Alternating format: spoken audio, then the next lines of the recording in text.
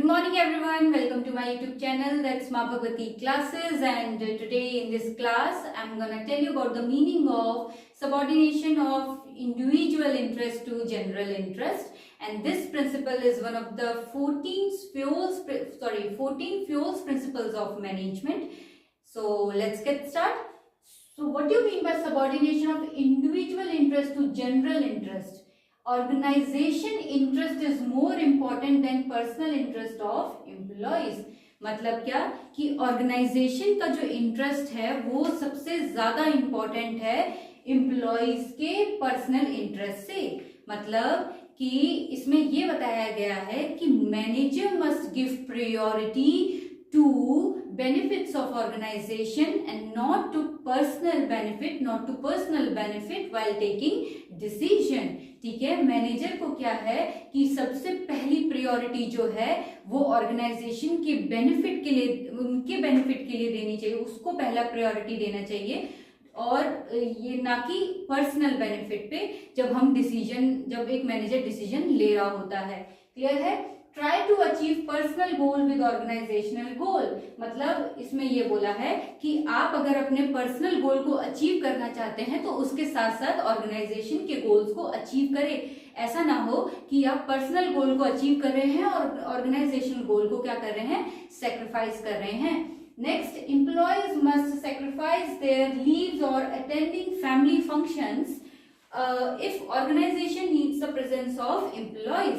जब ऑर्गेनाइजेशन को उस एम्प्लॉय के प्रेजेंस की अगर नीड होगी, वहां पर उस पर्सन का रहना बहुत जरूरी है ऑर्गेनाइजेशन में, तब उस एम्प्लॉय को अपनी लीव्स एंड कोई भी फैमिली फंक्शन है तो उसको वो सेक्रीफाइस करना पड़ेगा। ठीक है, और उसे करना भी चाहिए। क्यों? क्योंकि जिस टाइम ऑर्गेनाइजेशन को सबसे ज्यादा जरूरत होती है किसी एम्प्लॉय की, तो उस टाइम वहां पर एम्प्लॉय प्रेजेंट रहना चाहिए। ठीक है, एंड ये इसका मीनिंग है। अब हम इसके पॉजिटिव इफेक्ट एंड क्विंसिक्वेंसेस पढ़ेंगे। पॉजिटिव इफेक्ट, जब हम उस प्रिंसिपल को फॉलो कर रहे हैं तब क्या होगा, एंड जब हम उस प्रिंसिपल को वायलेट, मतलब उसको हम फॉलो नहीं कर रहे हैं तो उसके वायलेशन पे वो कॉन्सिक्वेंसेस क्या होंगे, वो हम इसके बारे में पढ़ेंगे।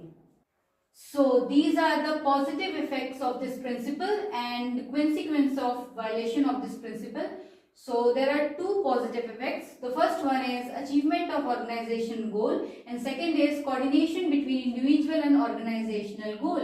Achievement of organizational goal कैसे रहेगा? इसमें मैंने आपको बताया था कि जब एक मैनेजर पर्सनल बेनिफिट को प्रायोरिटी ना देके ऑर्गेनाइजेशन के गोल को अगर प्रायोरिटी देगा तो वहां पर उसके बताए हुए रास्ते पे अगर मतलब जिस तरीके से वो अपने एम्प्लॉय को डायरेक्ट करेगा, ठीक है, कि हमें ऑर्गेनाइजेशन गोल को अचीव करना है, तब जाकर क्या है हम एक ऑर्गेनाइजेशन के गोल को अचीव कर पाएंगे। क्लियर है? नेक्स्ट है coordination between individual and organization goal. अब देखो, अब बहुत ही जरूरी है एम्प्लॉय को कि उसे अपने पर्सनल गोल को भी अचीव करना है। ठीक है, तो वो क्या करेगा कि पर्सनल गोल को अचीव करना है, ठीक है, करो, लेकिन साथ ही साथ ऑर्गेनाइजेशन के गोल को भी साथ में लेकर चले।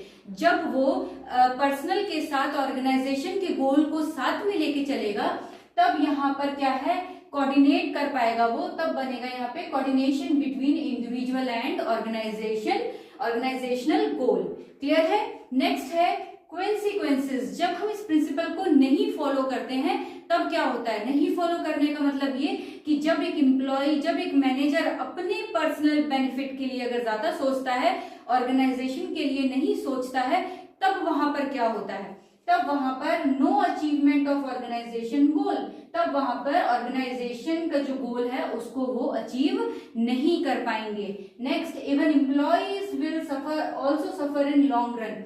जब हमें पता है कि जब हम ऑर्गेनाइजेशन के गोल पर हम ध्यान ही नहीं दे रहे हैं तो जो हमारा बिजनेस है अगर वो चल भी रहा है तो आगे जाके सबको इसमें सफर करना पड़ेगा, और साथ ही इसमें ज्यादातर मतलब क्या है, एम्प्लॉयज को भी सफर करना पड़ेगा।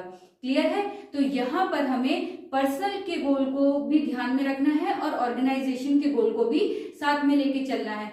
ऑर्गेनाइजेशन के गोल को सेक्रीफाइस नहीं करना है, क्योंकि ऑर्गेनाइजेशन का गोल सबसे ज्यादा इंपॉर्टेंट होता है पर्सनल गोल से। क्लियर है? आई होप जो मैंने आपको समझाया वो आपको समझ में आया हो। अगर आपको समझ में आया है तो इस वीडियो को ज्यादा से ज्यादा शेयर करें, ताकि मैं और भी स्टूडेंट्स की हेल्प कर पाऊँ। एंड अगर कोई डाउट है या कोई पॉइंट मिस हुआ है तो आप कमेंट सेक्शन में जरूर बताएं, या फिर आपको ये वीडियो कैसी लगी ये भी आप कमेंट सेक्शन में बता सकते हैं। And that's all for today. If you liked my video then hit the like button, share with your friends, and don't forget to subscribe my channel. Thank you.